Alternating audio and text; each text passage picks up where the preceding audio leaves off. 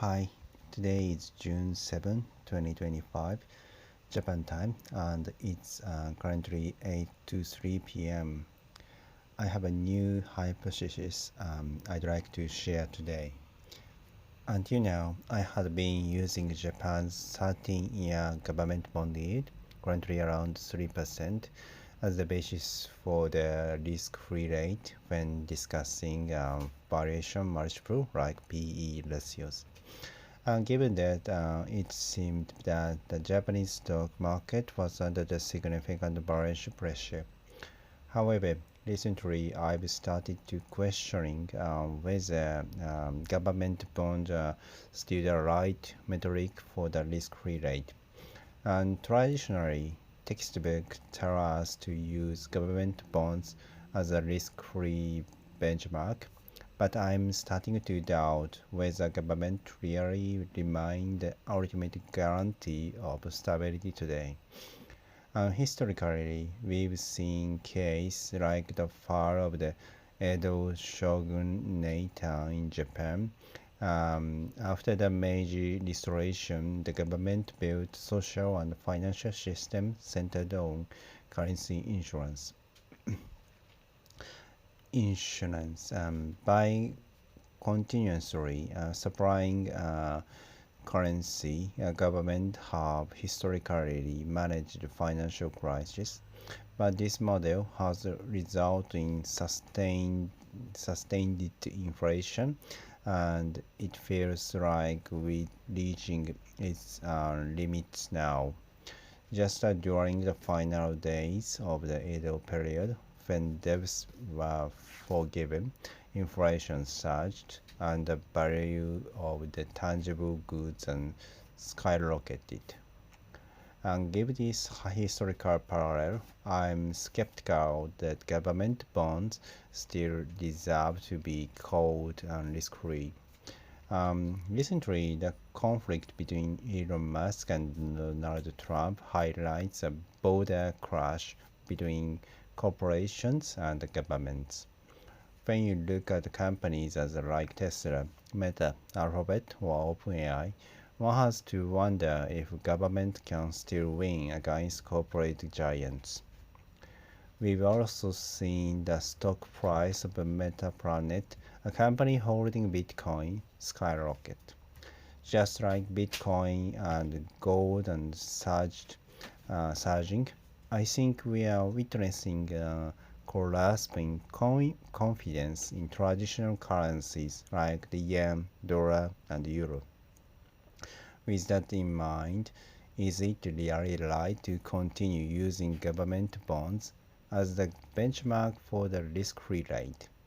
I'm leaning toward the idea that we should reconsider it. Looking back, what will be the key to future economic environment is undoubtedly AI. Um, AI lifelines energy, specifically electricity. With the rise of generative AI, electricity demand is skyrocketing.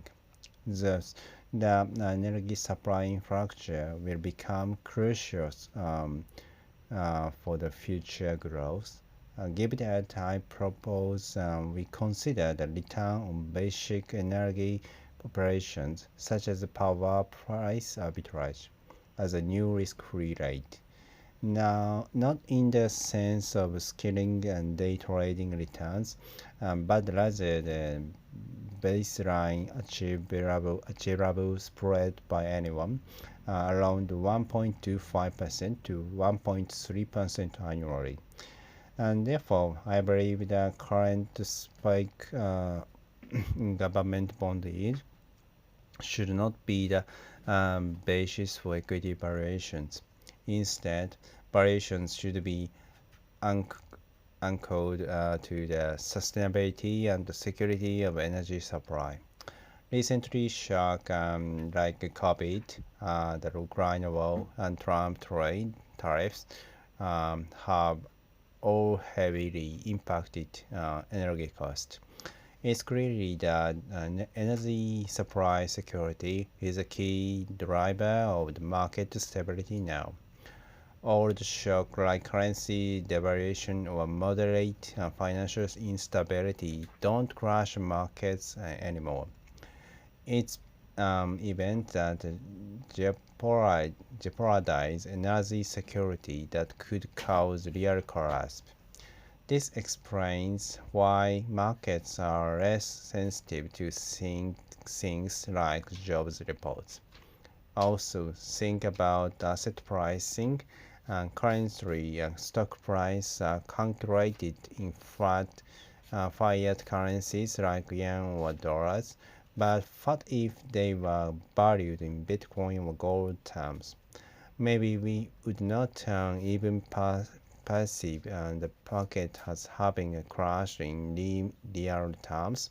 And traditionally, a market crash would be hedged by buying a put option or shorting futures. But now, maybe call options could serve a similar role as a hedge against a currency collapse. In this era of declining national credit, assets are king and not cash. Stocks are really as real estate could outperform currency. We're beginning to see this sentiment surface gradually in the market. So moving forward, I believe we must incorporate energy cost dynamics into the market analysis. For Japan specifically, the most immediate risk is the Chinese invasion of Taiwan. China held large-scale military drills around Taiwan in March, and if that was part of the preparation phase, it's critical to increase risk sensitivity around these issues. That's all for today. If you enjoyed this episode, please think of supporting me like holding a long put position on the current world order by following my contents. See you tomorrow.